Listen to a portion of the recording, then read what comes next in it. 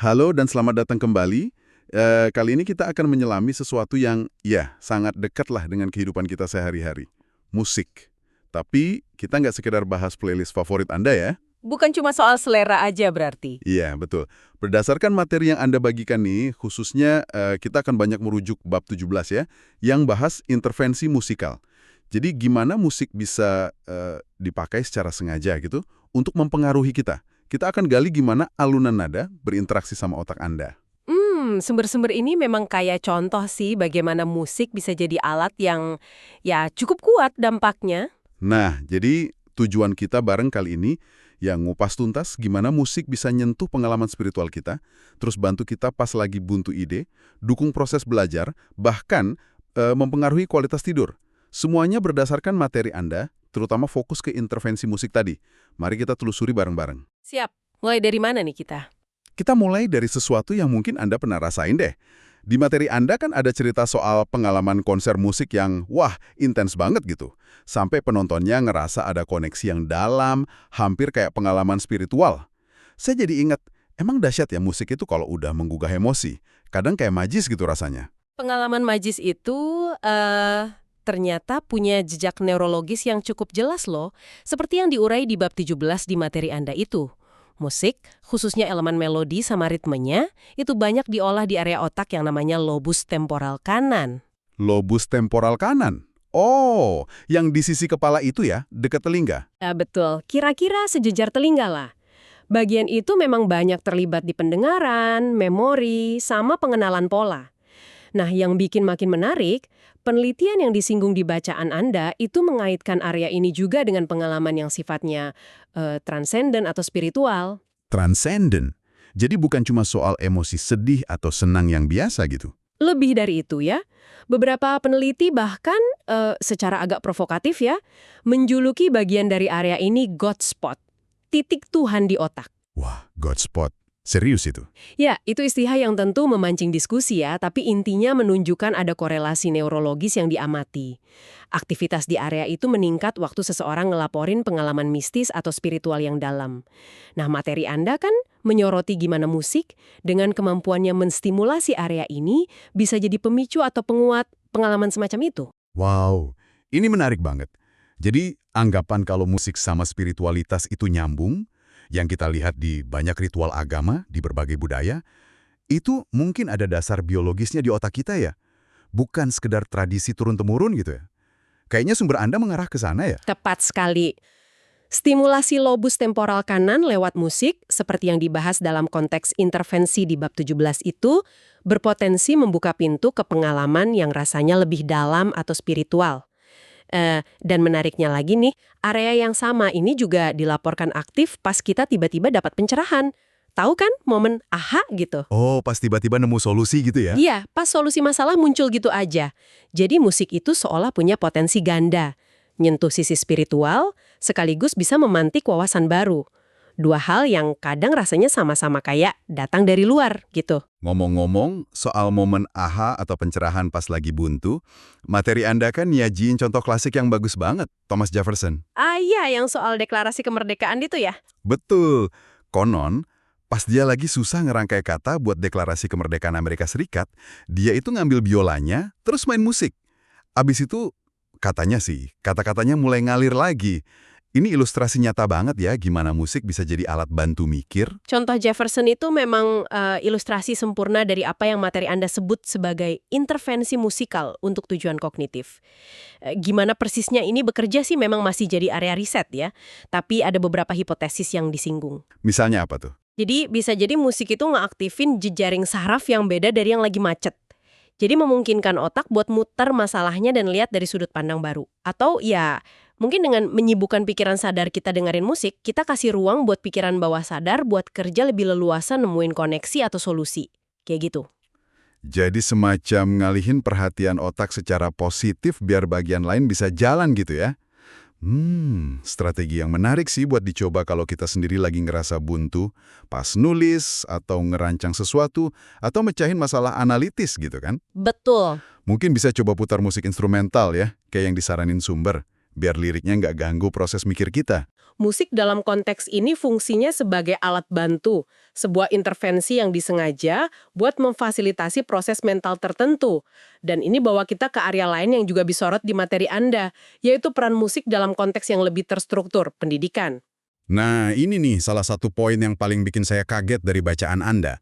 Disebutkan kalau negara-negara yang secara konsisten ada di peringkat atas pencapaian akademis global, contohnya Hungaria, Belanda, Jepang, itu ternyata punya satu kesamaan. Apa itu? Mereka serius banget mengintegrasikan pendidikan musik ke kurikulum sekolah. Bukan cuma ekskul ya, tapi pelatihan musik vokal atau instrumental yang wajib. Selama bertahun-tahun, di tingkat SD sama SMP, SMA. Ini kan rasanya kontras banget ya sama tren di banyak tempat lain yang malah motong anggaran buat seni demi fokus ke pelajaran inti. Iya, ini observasi krusial dari materi Anda, yang benar-benar nantang asumsi umum tentang apa sih yang sebenarnya inti dalam pendidikan. Sumber Pansi memang nggak merinci hubungan sebab akibatnya secara definitif ya, pasti ada faktor sosial ekonomi dan budaya lain juga yang berperan. Tentu. Tapi korelasi kuat antara komitmen jangka panjang ke pendidikan musik sama keunggulan di bidang sains dan matematika di negara-negara itu, wah itu mencolok banget. Jadi muncul pertanyaan kan, apa jangan-jangan belajar musik itu ngelatih aspek kognitif lain yang ternyata fundamental? Kemungkinan apa aja tuh yang disinggung di materinya? Ada penjelasan nggak gimana belajar musik bisa dampaknya seluas itu? Bacaan Anda mengisyaratkan beberapa kemungkinan sih. Misalnya, pelatihan musik itu diduga kuat bisa ningkatin kemampuan penalaran spasial temporal. Spasial temporal? Itu apa lagi? Itu kemampuan ngebayangin dan manipulasi objek dalam ruang dan waktu. Penting banget buat matematika sama sains. Selain itu, belajar musik kan nuntut disiplin ya. Fokus perhatian yang terus-menerus, terus ngelatih memori kerja juga. Memori kerja? Oh, yang buat nahan informasi di kepala sambil mikir itu ya? Iya, betul. Kemampuan nahan dan manipulasi informasi dalam pikiran. Semua ini kan keterampilan eksekutif yang krusial buat belajar secara umum. Jadi, musik itu bukan sekedar pelengkap yang asyik gitu aja, tapi berpotensi jadi alat pengembangan kognitif yang serius. Wah, jadi investasi ke pendidikan musik itu mungkin bukan ngambil waktu dari pelajaran sains, tapi malah bisa jadi bangun fondasi buat sukses di bidang itu juga ya? Perspektif yang beda banget ini. Ini benar-benar ngubah cara pandang kita soal peran seni dalam pendidikan ya. Bener. Ini nunjukin gimana intervensi musikal dalam skala besar, kayak kurikulum nasional gitu, bisa punya dampak yang luas. Meskipun mekanisme pastinya ya masih terus dipelajari. Nah, dari yang sifatnya merangsang dan membangun, yuk kita geser ke fungsi musik yang mungkin lebih sering Anda manfaatkan secara sadar, buat nenangin diri. Iya, ini pasti banyak yang relate nih. Materi Anda juga bahas ini kan? Iya, ada. Disebutkan kalau jenis musik tertentu, kayak instrumental yang lembut, temponya lambat, atau bahkan suara alam, kayak gemericik hujan atau debur ombak, itu efektif dipakai sebagai pengantar tidur atau sekedar buat relaksasi. Tentu saja. Ini contoh lain dari intervensi musikal yang sangat umum ya, dan ada penjelasan fisiologisnya. Musik dengan karakteristik kayak gitu bisa secara langsung mempengaruhi sistem saraf otonom kita. Sistem otomatis di tubuh itu ya? Iya, yang ngatur detak jantung, pernafasan, tekanan darah, respon stres. Ritme yang lambat dan melodi yang tenang itu bisa nurunin detak jantung, ngurangin produksi hormon stres kayak kortisol, terus geser aktivitas gelombang otak ke arah yang lebih rileks, misalnya gelombang alfa. Jadinya, ya lebih gampang buat badan dan pikiran masuk ke kondisi istirahat atau tidur. Jadi ini bukan cuma sugesti ya, tapi memang ada perubahan fisiologis nyata yang terjadi di tubuh kita pas dengerin musik yang nenangin. Persis, ini intervensi non-farmakologis, artinya tanpa obat, yang bisa sangat bantu buat manajemen stres sehari-hari atau ngatasin kesulitan tidur ringan. Alat sederhana tapi potensinya kuat yang bisa Anda pakai. Dasar ilmiahnya juga cukup mapan, seperti yang dibahas juga di konteks manajemen stres di bab 17 materi Anda. Oke, ini semua kedengarannya positif banget ya dan penuh manfaat. Mulai dari bangkitin sisi spiritual, micu kreativitas, dukung belajar, sampai bantu kita rileks dan tidur. Tapi, apa musik itu selalu efeknya positif? Materi Anda kayaknya juga nggak sih semacam catatan peringatan atau nuansa lain gitu? Nah, itu poin yang satu penting. Memang salah satu penekanan dalam materi Anda, khususnya pas bahas intervensi, adalah bahwa respons terhadap musik itu sangat individual. Oh iya, gimana tuh? Ya, apa yang menenangin buat satu orang, bisa jadi biasa aja atau malah ganggu buat orang lain. Preferensi genre, pengalaman masa lalu sama musik tertentu, bahkan kondisi neurologis itu bisa mempengaruhi respons kita. Dan ya, ada catatan penting di bagian lain materi Anda soal kasus yang sangat jarang. Kasus jarang. Iya, sangat jarang. Di mana jenis musik tertentu atau pola suara tertentu itu bisa memicu kejang pada individu yang punya kerentanan epilepsi musikogenik. Epilepsi mustikogenik. Itu spesifik banget ya kedengarannya. Sangat spesifik dan sangat jarang memang, tapi ini jadi pengingat ekstrim ya, bahwa interaksi musik dan otak itu kompleks, dan nggak selalu sama buat semua orang. Ini menggarisbawahi pentingnya kita perhatiin respons pribadi kita sendiri terhadap berbagai jenis suara dan musik, baik yang positif maupun yang mungkin negatif atau nggak nyaman. Jadi meskipun kita bahas banyak manfaat potensial, kita juga harus ingat kalau musik itu stimulus kuat yang efeknya bisa bervariasi. Pengingat yang bagus itu. Biar nggak menggeneralisir. Jadi kalau kita rangkum nih, perjalanan kita nelusurin materi Anda hari ini, sungguh luar biasa ya spektrum pengaruh musik ke otak kita. Dari pengalaman mendalam di konser yang nyentuh Godspot tadi, bantu Thomas Jefferson nemuin kata-kata, mungkin ikut kontribusi ke prestasi akademis bangsa-bangsa, sampai Nina bubuin kita di malam hari.